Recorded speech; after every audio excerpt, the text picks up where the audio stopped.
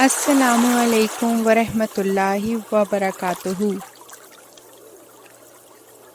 میری آج کی کہانی روحانی آنکھوں سے دیکھی جانے والی ایک رویداد ہے جو میرے فرضی کردار طالب کے دل کی دنیا کی منظر کشی کرتی ہے۔ امید کرتی ہوں کہ سننے والوں کے سوچ کے زاویوں کو اور گہرائی مل سکے اور جو بات اس کہانی میں سمجھانے کی کوشش کی گئی ہے وہ سامعین کو سمجھ آ جائے۔ میری دل سے دعا ہے کہ یہ کہانی دلوں کی دنیا کو بدلنے میں مددگار ثابت ہو۔ آمین۔ اللہ تعالیٰ آپ سب کا حامی و ناصر۔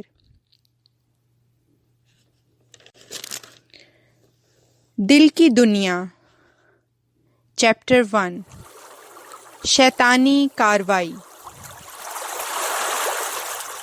آؤ آج میں تم کو تمہارے دل کی بستی کی سیر کرواتا ہوں۔ راشد طالب کو اپنے پیچھے آنے کا اشارہ کر کے اس کے آگے آگے ہلکے ہلکے قدموں سے چلنے لگا۔ یہ ایک ویرانہ معلوم ہوتا تھا۔ ہر طرف خاردار جھاڑیاں اور عجیب سا سناٹا بکھرا ہوا تھا۔ کہنے کو تو یہ ایک گھر لگ رہا تھا، لیکن دیکھنے میں کسی بھوت بنگلے سے کم معلوم نہیں ہوتا تھا۔ طالب نے رک کر کچھ ڈرتے ہوئے راشد سے سوال کیا، یہ تم مجھے کہاں لے کر آ گئے بھائی؟ یہ تو بڑی وحشت ناک جگہ ہے۔ ڈرو نہیں، بس میرے ساتھ ساتھ رہو، راشد جواب دیتے ہوئے گھر کے بالائی دروازے میں داخل ہو گیا۔ طالب بھی اس کے پیچھے چلتے ہوئے کچھ ٹھٹک کر رک گیا اور سامنے والے کمرے میں جھانک کر دیکھنے لگا۔ یہاں پر ایک شیطانی شکل کا انسان مٹی میں بیج پھینک رہا تھا۔ جیسے ہی بیج مٹی پر گرتے تو وہاں نوکیلے کانٹے اگنے لگتے اور دیکھتے ہی دیکھتے وہ خاردار جھاڑیوں میں بدل جاتے اور اس پر وہ مکروہ شکل کا آدمی خوب منہ کھول کھول کر ہنستا اور بہت عجیب انداز میں ناچنے لگتا۔ طالب نے گھبرا کر راشد کی طرف دیکھتے ہوئے پوچھا، یہ کون ہے اور شکل سے کتنا شیطان صفت انسان لگ رہا ہے؟ راشد جواب دیتے ہوئے کہنے لگا، انسان نہیں میرے بھائی، یہ شیطان ہی ہے۔ یہ تمہارے دل میں شک، کینہ و نفرت کے بیج بو دیتا ہے، اور جب ان بیجوں میں سے کانٹے اگنے لگتے ہیں تو خوشی سے ہنستا ہے، ناچتا ہے، تم کو اللہ تعالیٰ کی نظروں میں گرا کر خوش ہوتا ہے۔ طالب راشد کی بات سن کر دانت پیستے ہوئے کہنے لگا، خود تو ہے ہی گرا ہوا یہ آدمی، اور مجھے بھی خدا کی نظروں میں رسوا کرنا چاہتا ہے۔ راشد آگے بڑھتے ہوئے کہنے لگا، دل کی بستی کا زیادہ برا حال اسی مردود کی وجہ سے ہوا ہے۔ اللہ تعالیٰ نے تو قرآن میں صاف صاف فرما دیا تھا کہ شیطان انسان کا کھلا دشمن ہے، اور اسے ہم انسان اپنا دشمن ہی سمجھیں۔ مگر افسوس کہ ہم انسانوں نے خدا تعالیٰ کے اس پیغام کو سیریسلی نہیں لیا، اس لیے اس شیطان نے دل کی دنیا کو، جو کہ اصولاً اللہ کا گھر ہونا چاہیے تھا، اجاڑ کر رکھ دیا۔ اس عارضی زندگی کا ملنا بھی اللہ تعالیٰ کی طرف سے اسی لیے تھا کہ ہم انسانوں کو اچھی طرح آزما لیا جائے کہ کون اللہ کے راستے پر چلنے والا ہے اور کون شیطان کے راستے پر۔ سرے دست تو تم آگے چلو، تم کو بہت کچھ دکھانا ابھی باقی ہے۔ راشد تیز تیز قدم اٹھاتا طالب سے آگے آگے چل دیا۔ دل کی دنیا، چیپٹر 2، سانپ اور بچھو۔ راشد ایک کمرے کے سامنے آ کر رک گیا۔ یہ کمرہ کاٹ کباڑ اور زبوں حالی کا شکار تھا۔ طالب بھی حیرت سے اس کمرے کی ویرانی کا جائزہ لینے لگا تو اس کی نظر دیوار پہ بنی ایک سرنگ پر پڑی۔ طالب سرنگ کے اندر جھانکنے کے لیے جیسے ہی جھکا تو بچھوؤں اور سانپوں کا ایک سیلاب سرنگ سے باہر آ گیا، اور وہ تمام کے تمام طالب کے جسم پر چڑھ گئے اور اسے ڈنک مارنے لگے۔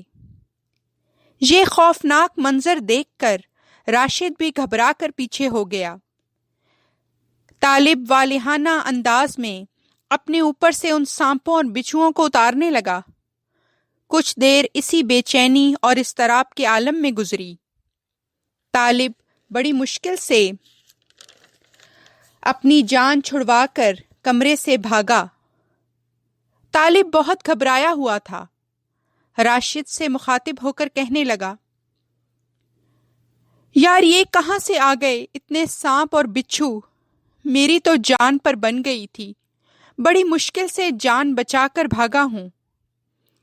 راشد اس کی طرف متوجہ ہوا اور اس کی بات کا جواب دیتے ہوئے کہنے لگا، یہ سرنگ میں چھپے سانپ اور بچھو دنیا میں تمہارا جمع شدہ مال ہے، جس کو تم نے بخل کی وجہ سے بہت سنبھال کر رکھا، اور خدا کی راہ میں خرچ کرنے سے ہمیشہ بخل سے کام لیتے رہے۔ نہ صرف تم نے خود بخل کیا بلکہ دوسروں کو بھی بخل کرنے کی تلقین کرتے رہے، اس لیے ان سب لوگوں کے حصے کا وبال بھی تم ہی پر آ پڑا۔ راشد لہجے کو نرم کرتے اور آہستگی سے بولا، طالب تم نے ایسا کیوں کیا؟ تم نے اپنا مال جو خدا کا ہی دیا ہوا تھا خدا تعالیٰ کی راہ میں نیک کاموں پر خرچ کیوں نہ کیا؟ راشد کے لہجے میں بے حد رنج تھا۔ راشد یہ کہہ کر آگے بڑھ گیا، مگر طالب اسی جگہ حسرت و ندامت کی تصویر بنا نہ جانے کتنی دیر تک وہاں کھڑا رہا۔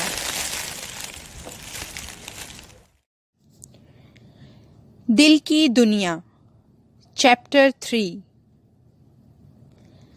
دل کی آگ۔ طالب سوچ رہا تھا کہ ابھی پتہ نہیں کیا کیا دیکھنا باقی ہے۔ اس نے کبھی خواب میں بھی یہ سب نہ سوچا تھا جو اس کی آنکھیں دیکھ رہی تھیں۔ اس کے دل کی دنیا یوں اجڑ چکی ہے، اس کو قطعاً اس بات کا اندازہ نہ تھا، ورنہ وہ اپنے قول اور فعل کو خدا تعالیٰ کے حکم کے مطابق بناتا۔ اے کاش اس کی آنکھیں اس روحانی دنیا کو پہلے دیکھ لیتیں۔ کاش ایسا نہ ہوا ہوتا۔ اے کاش۔ اس ویران ہال وے میں اپنے بوجھل قدموں کو اٹھاتے ہوئے طالب نے دل ہی دل میں سوچا تھا۔ کچھ دور ہی سے اسے ایک روشنی کی چمک نظر آئی۔ وہ ذرا قریب گیا تو اسے شعلوں والی آگ نظر آئی۔ وہ بچتے بچاتے ذرا آگے بڑھا تو اسے ایک پتلا آگ میں جلتا ہوا نظر آیا۔ اس نے غور کیا تو یہ اسی کا پتلا تھا۔ طالب کے لیے آگ میں یوں اپنے آپ کو جلتا ہوا دیکھنا کافی تکلیف دہ تھا۔ وہ گھبرا کر پیچھے ہوا تو اس کی ٹکر راشد سے ہو گئی۔ طالب کے چہرے سے خوف اور وحشت صاف ظاہر تھی۔ طالب نے گھبرائے لہجے میں راشد کو دیکھتے ہی سوال کیا، تم کہاں چلے گئے تھے؟ میں یہاں ہی تھا تمہارے ساتھ۔ راشد کچھ وقفے کے بعد بولا، دیکھا تم نے اپنے اندر کی آگ؟ یہ آگ ہے تمہارے غصے کی، تمہارے دل میں چھپے کینہ و بغض کی آگ ہے یہ، تمہاری نفرت اور عداوت کی آگ ہے یہ، تمہارے شک اور حسد کی آگ ہے یہ وہ آگ ہے جو لگی تو تمہارے دل میں ہے، مگر اس آگ نے تمہارے پورے وجود کو جلا ڈالا ہے، تمہاری شخصیت کو تباہ حال کر دیا، تمہارے دل کی بستی کو ویران کر دیا۔ طالب دیوار کا سہارا لے کر غم و الم کی کیفیت میں کھڑا دل ہی دل میں اپنے آپ کو کوس رہا تھا، مگر اب شاید کچھ نہیں ہو سکتا تھا۔ دل کی دنیا، چیپٹر 4، صنم خانہ۔ اس ویران بستی سے نکلنے کی کوئی راہ نہیں مل رہی تھی۔ جب بھی طالب اس بستی سے نکلنا چاہتا تو نہ چاہتے ہوئے بھی دوبارہ اسی وحشت ناک دنیا میں لوٹا دیا جاتا۔ اس وقت وہ ایک کافی بڑے ہال نما کمرے میں موجود تھا۔ اس کے سامنے کچھ فاصلے پر ایک بہت اونچا سٹیج لگا تھا۔ اس سٹیج پر کچھ پتھر کے بت رکھے تھے۔ وہ حیرانگی سے سٹیج پر چڑھتے ہوئے ان بتوں کے قریب آیا۔ پہلے بت کے قریب آ کر وہ ٹھٹک کر رک گیا۔ یہ بت اس کے نام، سٹیٹس اور دولت کا بت تھا۔ اس بت کا چہرہ دیکھتے ہی وہ ماضی کے دھندلکوں میں کھو گیا۔ روپیہ، پیسہ، دولت اور شہرت ہی اس کا خدا تھا۔ وہ حلال اور حرام کا فرق بھول جایا کرتا تھا۔ اپنے جمع شدہ مال پر بہت اتراتا تھا اور مال کو گن گن کر رکھتا تھا۔ طالب نے ماضی کی یادوں کو ذرا ذہن سے جھٹکا تو دوسرا بت اس کے سامنے آ گیا۔ یہ بت اس لڑکی کا تھا جس کی ایک ایک ادا پر وہ فدا ہوتا تھا، جس کو دل و جان سے چاہا کرتا تھا، جس کی محبت پر ہر شے سے بڑھ کر طالب کے دل میں گھر کر گئی تھی۔ طالب سکتے کے عالم میں اپنے سامنے رکھے بت کے چہرے کی طرف دیکھنے لگا۔ اسی اثنا میں وہ تیسرے بت کی طرف متوجہ ہوا۔ تیسرے بت کا چہرہ گرد اور مکڑیوں کے جالوں سے چھپا ہوا تھا۔ طالب دیوانہ وار ہاتھوں کی مدد سے اس بت کا چہرہ صاف کرنے لگا۔ جب اس نے قدرے قریب سے بت کا چہرہ دیکھا تو یہ بت کسی اور کا نہیں بلکہ طالب کا اپنا ہی بت تھا۔ طالب زور زور سے رونے لگا۔ وہ غم کی شدت سے بے حال ہو کر زمین پر بیٹھ گیا۔ اے کاش میں نے اللہ تعالیٰ سے بڑھ کر کسی کو نہ چاہا ہوتا۔ اب کوئی نہیں ہے جو میری مدد کو آئے۔ جن کو میں نے خدا کی ذات سے بڑھ کر سمجھا وہ تو آج مٹی کے بت بنے کھڑے ہیں۔ افسوس، صد افسوس ہے مجھ پر۔ اتنے میں راشد کمرے میں داخل ہوا اور طالب سے مخاطب ہو کر کہنے لگا، تم نے دیکھا کہ کیسے تمہارا دل صنم خانہ بن گیا؟ طالب تڑپ کر جواب دیتے ہوئے کہنے لگا، مگر میں تو کلمہ گو تھا، میں مسلمان تھا، میرے ماں باپ مسلمان تھے۔ راشد طنزیہ ہنسی ہنستے ہوئے بولا، ہاں میرے دوست، تم نسلی مسلمان تو تھے مگر کبھی اصلی مسلمان نہ بن سکے۔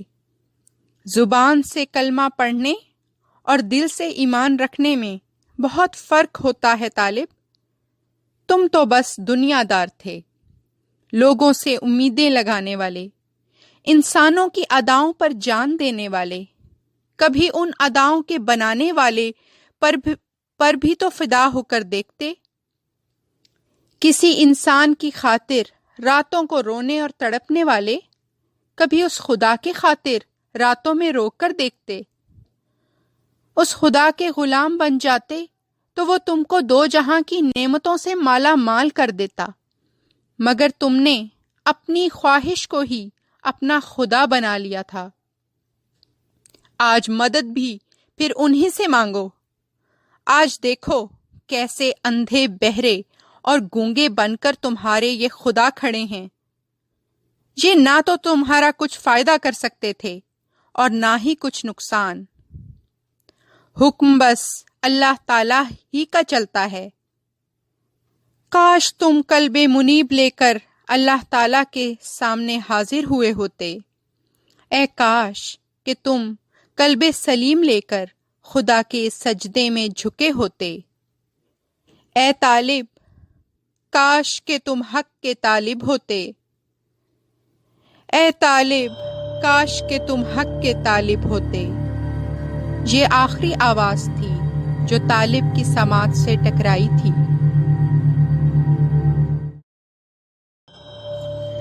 دل کی دنیا، چیپٹر 5، حق کا طالب۔ طالب کی آنکھیں کھلی تو اسے احساس ہوا کہ وہ سویا ہوا تھا اور یہ سب جو اس نے دیکھا اس کا خواب تھا۔ وہ ایک دم اٹھ کر بیٹھ گیا اور اپنے خواب کے متعلق سوچنے لگا۔ خواب ایسا نہ تھا کہ طالب اسے فراموش کر دیتا۔ اس کے ذہن میں خواب کا ایک ایک لمحہ آنکھوں دیکھے حق کی طرح واضح تھا۔ اسے یوں لگا جیسے کسی نے اسے آئینہ دکھا دیا ہو اور وہ اس آئینے میں اپنے باطن کا عکس دیکھ رہا ہو۔ اتنا بھیانک عکس؟ یا پھر شاید یہ اس کے نفس کی بدصورتی تھی جس پر سے آج نقاب ہٹ گیا تھا۔ طالب سوچ رہا تھا اور اس کا دل برف کی سل کی مانند قطرہ قطرہ پگھل رہا تھا۔ ابھی وہ اسی سوچ میں تھا کہ اذان کی آواز بلند ہوئی۔ طالب کا دل جیسے خدا کی کبریائی کا بیان سن کر بے چین سا ہو گیا۔ وہ فوراً اپنی جگہ سے اٹھا اور وضو کر کے جائے نماز پر کھڑا ہو گیا۔ اس کی آنکھوں سے بے اختیار آنسو جاری ہو گئے۔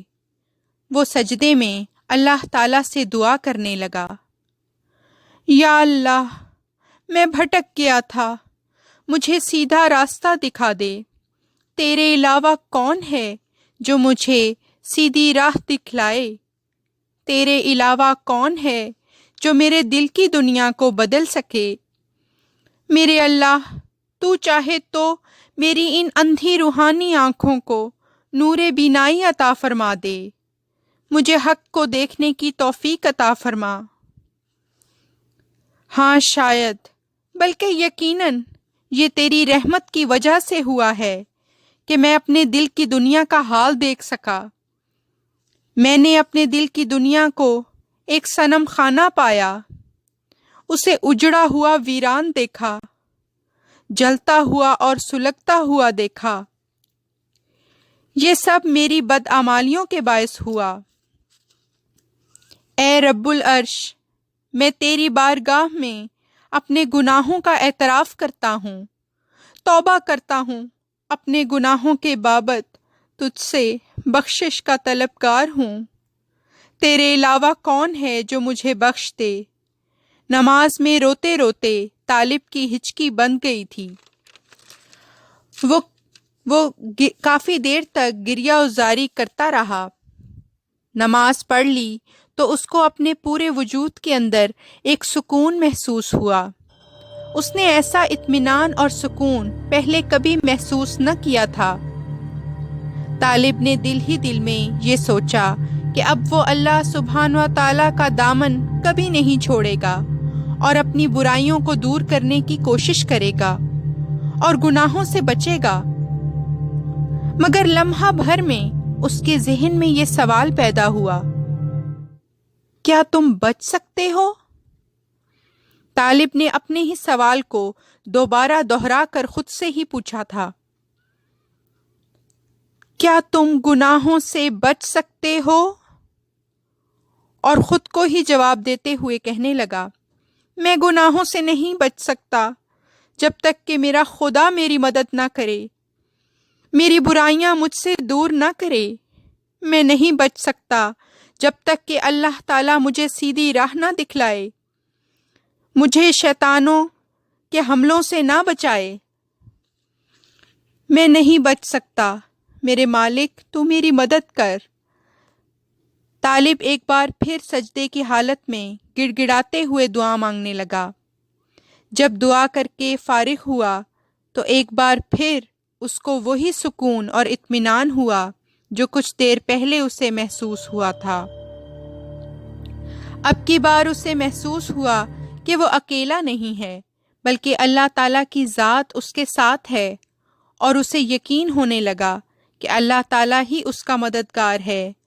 وہ کسی چیز کا یا کسی کام کا ارادہ نہیں کر سکتا مگر اتنا ہی جتنا اللہ چاہے۔ ایسی ایمان کی کیفیت اس نے پہلی بار محسوس کی تھی۔ خواب میں کی گئی راشد کی بات کا مطلب اب سمجھ آنے لگا تھا کہ نسلی مسلمان ہونے اور اصلی مسلمان ہونے میں کیا فرق ہوتا ہے۔ طالب آنکھوں میں نمی اور ہونٹوں پر مسکراہٹ لیے کھڑکی سے باہر آسمان پر اس نیلی روشنی کو دیکھنے لگا جو ایک کالی اندھیری رات کے بعد آتی ہے۔ قرآن مجید میں اللہ تعالیٰ فرماتا ہے، یقیناً تو اس بارہ میں غفلت میں رہا، پس ہم نے تجھ سے تیرا پردہ اٹھا دیا اور آج تیری نظر بہت تیز ہو گئی ہے۔ سورہ قاف آیت نمبر 23۔ اس کہانی میں بھی ایسا ہی ہوا۔ خدا تعالیٰ کے حکم سے اب طالب کی روحانی آنکھوں کو شفا نصیب ہوئی اور غفلت کے تمام پردے گر گئے اور وہ اپنی غلطیوں، کوتاہیوں اور گناہوں کو ظاہر و باہر صاف صاف دیکھ سکا۔ اللہ کی دی ہوئی توفیق سے طالب نے گناہوں سے توبہ کی اور حق کا طالب بن گیا۔ اللہ تعالی ہم سب کو بھی توبہ استغفار کرنے کی اور صراط مستقیم پر چلنے کی توفیق عطا فرمائے۔ آمین ثم آمین۔